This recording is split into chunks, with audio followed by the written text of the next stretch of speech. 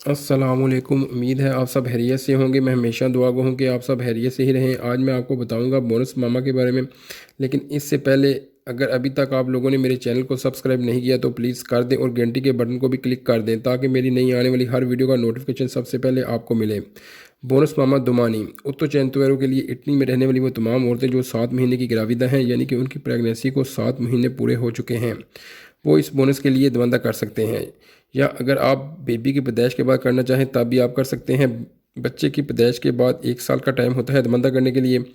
दमंदा करने के लिए जो ज़रूरी डॉक्यूमेंट्स चाहिए होते हैं उनमें मदर की स्टोनो कोदफिस्काल रेजिडेंसा, इसके अलावा अगर बच्चे की पैदाइश हो चुकी है तो बच्चे का कोदफिस्काल, और अगर बच्चे की पैदाइश अभी नहीं हुई तो सर्टिफिकेट दी ग्राविदांसा लगेगा।